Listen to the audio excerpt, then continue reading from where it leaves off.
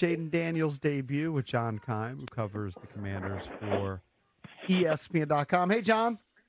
What up, guys? How are you? JK, what's So going on? we only saw one drive, but it was a pretty nice drive. Your first impressions of Jayden? Hey, get that gold jacket, man. First of all, you always have to take into account, okay, the Jets aren't playing their defensive stars. I get it. The things that I like about him, though, are things that he's been showing, right? So, the first pass he threw a little screen pass, a little bit over anxious on it, etc. But the 42-yard pass was really, really nice.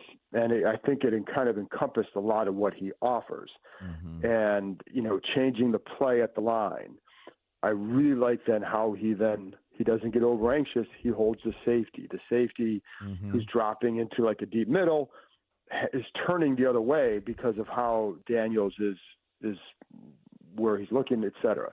So that it opens up the outside for De'Ami Brown. Then he drops in a dime. And I also think that, part of a lot of what he offers is that big play ability. And there have been times, not every quarterback, I think, throws that play because it's not like De'Ami's just wide open or anything like that. You got to give your guy a chance. And I think he understands you have to give your guys a chance. And that's what he does. And so I think that's what he offers. And then obviously the touchdown, just a nice, we know he can run. So I think that was good. But what I also like too is from all the quarterbacks too, I think this bodes well, but you don't see a lot of indecision out there. Mm-hmm. And I think that's something you've seen throughout the summer as well. So, you don't want to go overboard on one series, but I do think it was a good showing for him, and it's why. You don't change that play if you're not confident and comfortable in what you're doing. And I don't want to make this the world's greatest audible, but it's one of the things that we have to go by, and I do think it highlights certainly some of what he offers. Just want to get your prediction. Doesn't mean anything, but we were debating last week how many runs we think they're going to have designed for Jayden Daniels per game. My guess was 4 or more. What do you think? I think it would. I don't know. I would probably say just around 4. That would be about right. Because I don't know that you're going to want to have. I think you want to do it because clearly it helps regulate the defense. We've seen that here in the past. And, I always go back to even when Robert was here and you do those zone reads, their feeling was, and you go back and watch them, is that it protected the quarterback more. Where the quarterbacks got hurt and where Robert would get hurt is on the scramble. So, I think you can do that. And I do think probably around there, I think that's a good number. But I don't know that you're going to want – I think the good thing for him is I don't think you have to rely on that with him. Mm-hmm. You know what I mean? So I think he's a